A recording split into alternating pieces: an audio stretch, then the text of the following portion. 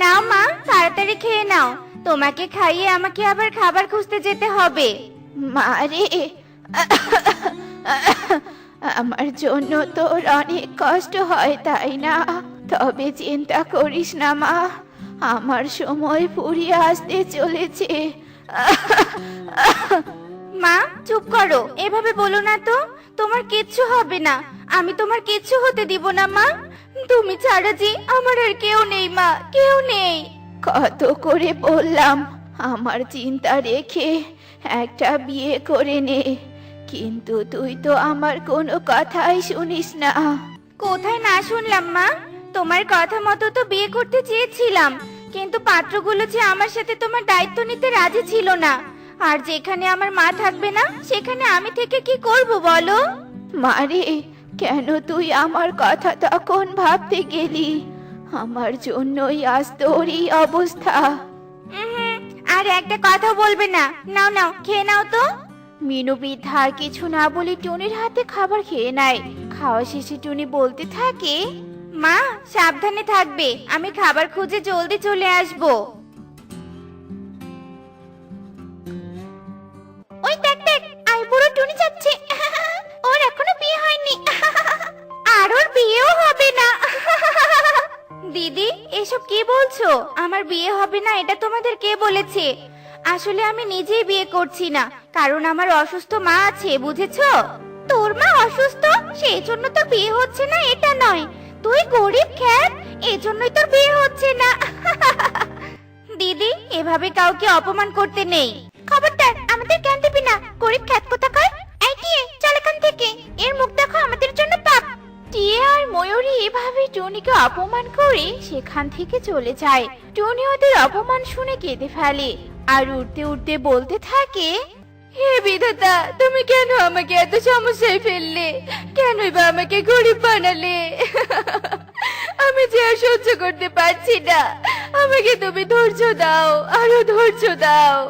সেই কখন থেকে খাবার খুঁজছি, এখনো একটাও খাবার পেলাম না। ওই তো একটা ফল দেখা যাচ্ছে। যাই যাই, জলদি গিয়ে ফলটা নেই।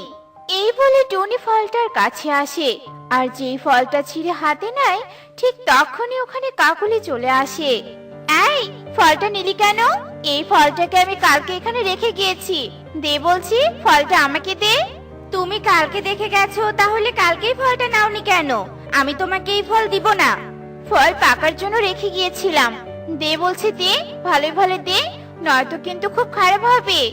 দিব না, এই ফলটা আমার মা খাবে। দিবি না? দাঁড়া, দেখাচ্ছি মজা। এই বলে কাকুলি টুনির হাতের ফলটা কেড়ে নেওয়ার জন্য টানাটানি করতে থাকে। দে, ফল দে। দিব না, এই ফল আমি পেয়েছি, আমি নিব। ছাড়, ছাড় বলছি, ফল ছাড়। টানাটানির এক পর্যায়ে কাকুলি ডাল থেকে নিচে পড়ে যায়। ওরে মারে, ওরে বাবারে, আমার কোমর! বেয়াদব টুনি, তুই আমাকে ফল না দিয়ে ধাক্কা মেরে ফেলে দিলি। তোকে আমি ছাড়বো না, ছাড়বো না তোকে। দিদি, তুমি ভুল ভাবছো, আমি তোমাকে ফেলে দেইনি, তুমি নিজেই পড়ে গেছো। এই বলে টুনি ফলটা নিয়ে সেখান থেকে চলে যায়। এই দেখে কাকুলি ভীষণ রেগে যায়। গরিব টুনি, তুই তোর এই কাজের শাস্তি পাবি পাবি। আমি তোকে একদিন না একদিন কঠোর শাস্তি দিবই দিব। কাকুলিও সেখান থেকে চলে যায়। এভাবে বেশ কয়েকদিন কেটে যায়।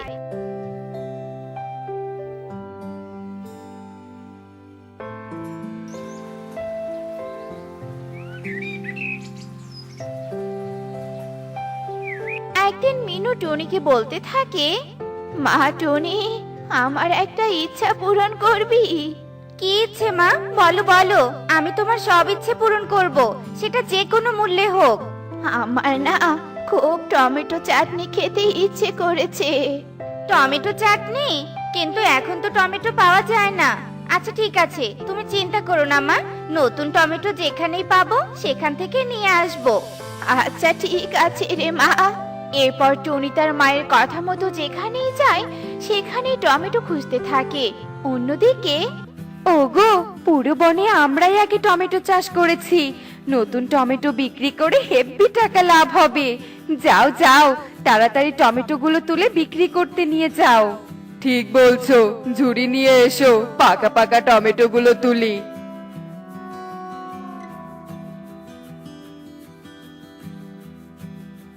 এই টমেটো নিবে টমেটো, নতুন টমেটো, পাকা পাকা টমেটো, যারা যারা টমেটো নিবে জলদি চলে এসো। দাদা, আমাকে 1 কেজি নতুন টমেটো দাও তো। দিচ্ছি দাদা।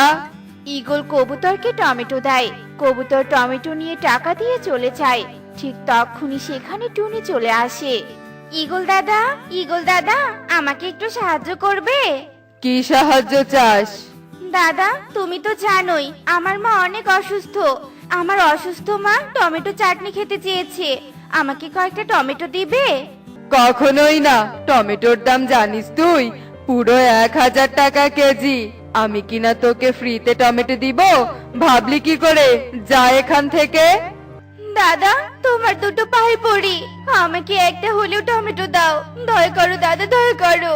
আমার মায়ের শেষ ইচ্ছেটা পূরণ হতে সাহায্য করো দাদা, সাহায্য করো। ঠিক আছে, এই নে একটা টমেটো, আর দূর হ আমার চোখের সামন থেকে। ধন্যবাদ দাদা, তোমাকে অনেক অনেক ধন্যবাদ। বিধাতা তোমার ভালো করুক। টনি ঈগলের প্রতি কৃতজ্ঞতা প্রকাশ করে সেখান থেকে খুশি মনে বাড়ির দিকে উঠতে থাকে। কিছু দূর আসার পর টুনি বলতে থাকে, উফ বাবা, বড্ড পিপাসা পেয়েছে। কোথাও একটু পানি পেলে গলাটা ভিজিয়ে নিতাম। এই বলে টুনি আশেপাশে তাকাতেই একটা কুয়ো দেখতে পায়। ওই তো একটা কুয়ো। যাই, ওখান থেকে একটু পানি পান করি। টুনি কুয়োর কাছে চলে আসে, আর যেই পানি পান করতে ধরে ঠিক তখনই টুনির পেছনে কাকলি চলে আসে আর বলে, টুনি, সেদিনের প্রতিশোধ নেওয়ার সুযোগ পেয়েছি, আজ তুই শেষ। বলে কাকলি পেছন থেকে টুনিকে ধাক্কা দেয়, আর টুনি কুয়োর গভীর পানিতে পড়ে যায়। বাঁচাও, কেউ আমাকে বাঁচাও, বাঁচাও। কেউ তোকে বাঁচাবে না, এখানে কেউ নেই। দিদি, এটা তুমি কি করলে?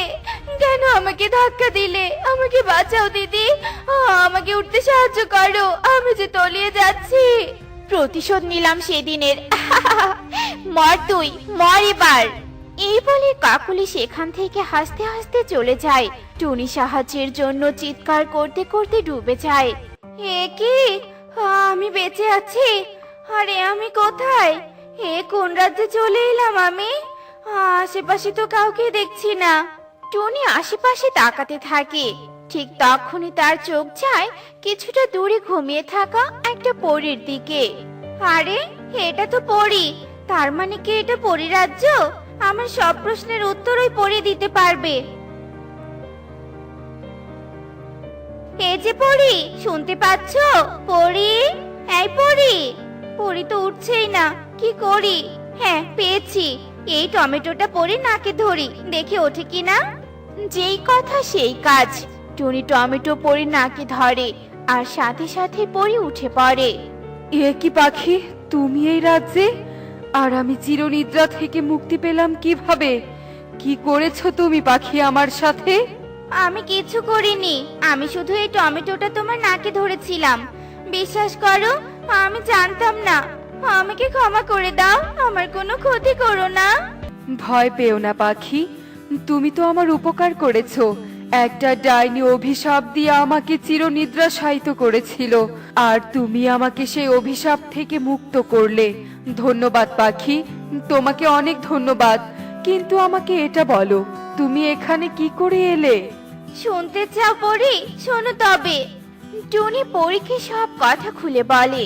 সব শুনে পরী বলে, তোমার সাথে খুব খারাপ হয়েছে। হ্যাঁ, খুব খারাপ হয়েছে। জানি না আমার মাটা একা কেমন আছে। চিন্তা করো না, আমি তোমাকে সাহায্য করব তোমার মায়ের কাছে যেতে। আর আমাকে এত বড় সাহায্য করার জন্য আমি তোমাকে একটা উপহার দিতে চাই। বলেই পরী জাদু করে টুনিকে একটা সোনার টমেটো দেয়। এই সোনার টমেটোর কাছে তুমি যা চাইবে তোমাকে তাই দিবে, এমনকি এখান থেকে তোমাকে বাড়িতেও নিয়ে যাবে। ধন্যবাদ পরী, তোমাকে অনেক ধন্যবাদ। এবার তবে আমি আসি, বিদায়। সোনার টমেটো, আমাকে বাড়িতে নিয়ে চলো। টুনি পরীর কাছে বিদায় নিয়ে সোনার টমেটোর সাহায্যে বাড়িতে আসে, আর তার অসুস্থ মাকে সব খুলে বলে। সব শুনে মিনু বেশ খুশি হয়। যাক, অবশেষে বিধাতা আমাদের অভাব দূর করলো। মা, তুমি থাকো, আমি একটু আসছি। টুনি, তুই বাঁচলি কি করে? দিদি, রাখে বিধাতা মারে কে? তোমার অমন কাজের জন্য আমি প্রতিশোধ নিব না। তোমাকে আমার বিধাতাই শাস্তি দিবে। আর হ্যাঁ, তোমাকে অনেক ধন্যবাদ। তুমি আমাকে কুয়োতে ধাক্কা দিয়েছিলে জন্য পরি আমার এত বড় উপকার করেছে। মানেটা তোমার জানতে হবে না, আমি আসি। টনি চলে যায় আর সোনার টমেটোর সাহায্যে বেশ সুখে দিন কাটাতে থাকে। গত 3 দিন থেকে বৃষ্টি হচ্ছে। বৃষ্টি হবার কারণে টুনির পরিবার অনেক বিপদে পড়ে যায়। মা, আমার যে অনেক খিদে পেয়েছে, আমাকে কিছু খেতে দাও না মা। ঘরে যে কোনো খাবার নেই। 3 দিন থেকে টানা বৃষ্টি হচ্ছে। বৃষ্টির কারণে বাইরেও যেতে পারছি না। না, এভাবে ঘরে বন্দি থাকলে চলবে না। আমাকে খাবারের খোঁজে বাইরে যেতেই হবে। মা, তুমি বাইরে গেলে আমরা কোথায় থাকবো? সন্ধ্যা তো প্রায় হয়ে এসেছে, বিদ্যুৎও তো নেই। একা থাকতে তো আমার খুব ভয় লাগে মা। আমি যে ভয় লাগে মা, আমরা একা থাকবো না, আমাদের তোমার সাথে নিয়ে চলো। না রে মা, এই বৃষ্টির মধ্যে তোদের নিয়ে যাওয়া যাবে না। ঝড় বৃষ্টিতে বাইরে গেলে তোদের বিপদ হবে। আমি বরং একটা কাজ করি, তোদের দুজনকে কাকুলির বাড়িতে রেখে খাবার আনতে যাই। কাকুলির বাড়ি তো আমার বাড়ির পাশেই। এরপর টুনি ছাতা হাতে তার 2 ছানাকে নিয়ে কাকুলির বাড়ির সামনে আসে। ধুর, এই অসময় আবার কে এলো? বাইরে কে? কাকুলি দিদি, আমি এসেছি গো। আমি টুনি। খুব বিপদে পড়ে এসেছি গো, দরজাটা একটু খোলো না। এ কি, তোরা তো দেখছি সব পরিবার এসে হাজির হয়েছিস। তা কি হয়েছে শুনি? আসলে 3 দিন থেকে টানা বৃষ্টি হবার কারণে ঘরে সব খাবার শেষ হয়ে গেছে। মেয়েরা গতকাল থেকে না খেয়ে আছে। ওদের ঘরে একা রেখে কোথাও যেতেও পারছি না। তাই তোমার কাছে নিয়ে এলাম গো। তুমি যদি ওদের কিছুক্ষণের জন্য তোমার কাছে রাখতে, তবে আমার খুব উপকার হতো গো দিদি। সে আমি রাখতেই পারি, কিন্তু তার জন্য আমার একটা শর্ত আছে। আর সেটা হলো, তোকে আমার জন্য কিছু খাবার আনতে হবে। আচ্ছা ঠিক আছে দিদি, আমি তোমার জন্য খাবার খুঁজে আনবো। এরপর টুনি খাবার খুঁজতে বনে চলে যায়।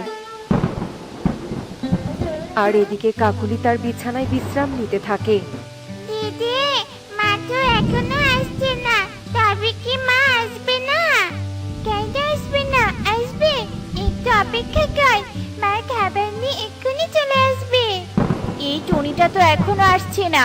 খিদেতে পেট চোচো করছে, আর তার মধ্যে এই বাচ্চাগুলোর চেঁচামেচি অসহ্য লাগছে। কাকুলি মাসি, ও কাকুলি মাসি, মা কখন আসবে? মা তো এখনো আসছে না। তোর মা কখন আসবে আমি কি করে বলবো? হ্যাঁ, যাকে আমার অনেক খিদে পেয়েছে। যা, তোর আমার জন্য খাবার নিয়ে আয় তো। বাইরে তো বৃষ্টি হচ্ছে, আমরা কি করে যাব? বৃষ্টিতে আমাদের নিয়ে যাবে না দেখে তো মা তোমার কাছে আমাদেরকে রেখে গেছে। এত কথা আমি শুনতে চাই না। তোরা যদি এখন আমার জন্য খাবার নিয়ে না আসিস, তবে আমি তোদেরকে বিড়ালের কাছে নিয়ে যাব। বিড়াল? আমি বিড়ালকে খুব ভয় পাই। দিদি, চল আমরা খাবার খুঁজে নিয়ে আসি, নয়তো কাকুলি মাসি আমাদেরকে বিড়ালের কাছে নিয়ে যাবে। এরপর টুনটুন আর টুকি খাবার খুঁজতে বেরিয়ে পড়ে। যাক বাবা, বাঁচা গেল। যত সব ঝামেলা, এতক্ষণ কানের মাথা খাচ্ছিল। দিদি, এত বাতাস বৃষ্টির মধ্যে তো আমি উঠতেই পারছি না। দিদি, ওই দেখ ভাঙা একটা টিনের ঘর, চল আমরা সেখানে গিয়ে আশ্রয় নেই। এরপর টুকি আর টুনটুন সেই ভাঙা টিনের ঘরে আশ্রয় নেয়। এদিকে টুনি খাবার নিয়ে কাকুলির কাছে আসে। কাকুলি দিদি, খাবার নিয়ে এসেছি, কিন্তু আমার মেয়েরা কোথায়? ওদের তো দেখতে পাচ্ছি না। আমি জানি না তোর মেয়েরা কোথায়, মনে হয় তোকে খুঁজতে বেরিয়েছে। আসলে আমি একটু ঘুমিয়েছিলাম তো। এটা কি বলছো তুমি? প্রতিবেশী হিসেবে একটু সাহায্যের জন্য তোমার কাছে বাচ্চাদের রেখে গিয়েছিলাম, তুমি সেই দায়িত্বটাও পালন করতে পারলে না। এত কথা আমি শুনতে চাই না, দে তো আগে খাবার দে। অনেকক্ষণ ধরে তোর মেয়েদের দেখেছি। এরপর কাকুলি টুনির কাছ থেকে এক পর্যায়ে জোর করে খাবার কেড়ে নেয়। আর টুনি দ্রুত বাইরে বেরিয়ে পড়ে আর তার মেয়েদের খুঁজতে শুরু করে।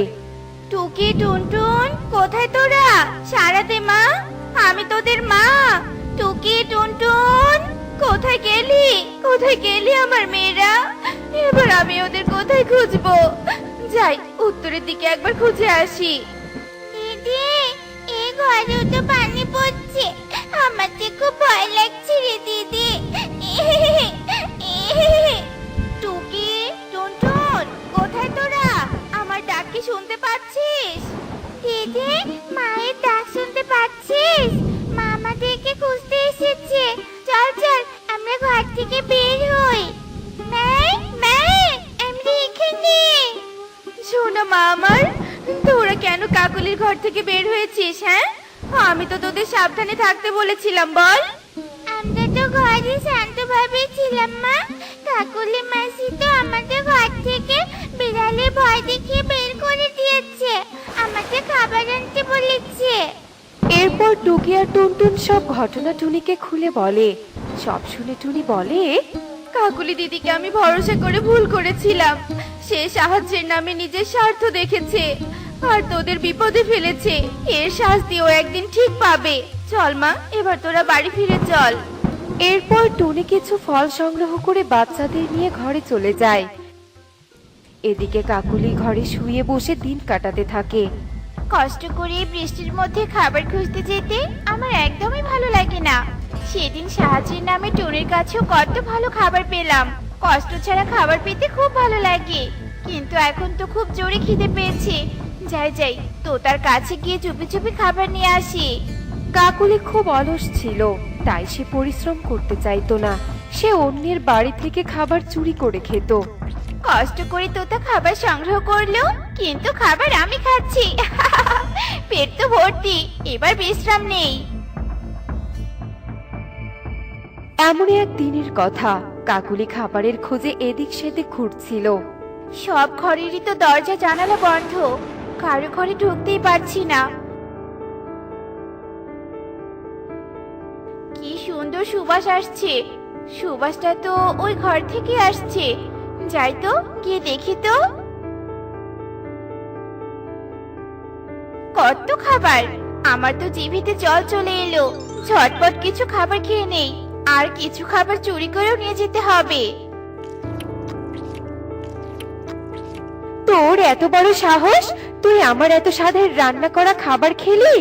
ইগল, তোমার জন্য কত কষ্ট করে খাবার রান্না করেছিলাম। হায় বিধাতা, যেখানে বাঘের ভয় সেখানে সন্ধ্যা হয়। শেষে কিনা আমি এক ইগলের বাড়িতে খাবার চুরি করলাম। কাকুলি, আজ তোর আর রক্ষে নেই। বাঁচতে চাইলে পালা এখান থেকে। দাঁড়া দাঁড়া বলছি, আজ তোর রক্ষে নেই। দাঁড়া বলছি, আমার ঘরে খাবার চুরি, তোকে পেলে মেরে তক্তা বানাবো। কাকুলি, তাড়াতাড়ি পালা। কাকলি প্রাণপণে উঠতে থাকে আর উঠতে উঠতে টুনির বাড়ির সামনে চলে আসে। এ কে তুমি? কে চাই এখানে? যাও এখান থেকে। আমি খুব বিপদে পড়েছি, আমাকে একটু সাহায্য কর টুনি। আমি তোমাকে সাহায্য করতে পারবো না, যাও এখান থেকে। মানা করিস না টুনি, ইগল আমার পেছনে ধাওয়া করেছে। দয়া করে আমাকে ঘরে ঢুকতে দে। উফ বাবা, আজকের মতো প্রাণে বেঁচে গেলাম। দেখলে তো কাকলি দিদি, আমাদের প্রত্যেকেরই একে অপরের সাহায্যের প্রয়োজন। কিন্তু সেদিন তুমি আমাকে সাহায্যের নামে আমার বাচ্চাদের বিপদে ফেলেছিলে। আমি আমার ভুল বুঝতে পেরেছি রে টুনি। সত্যি আমাদের সকলেরই একে অন্যের সাহায্য প্রয়োজন। আর এখন থেকে আমি আর অলসতা করব না, নিজে পরিশ্রম করে খাবার সংগ্রহ করব। টুনি কাকুলিকে ক্ষমা করে দেয় আর কাকুলি তার ঘরে ফিরে যায়।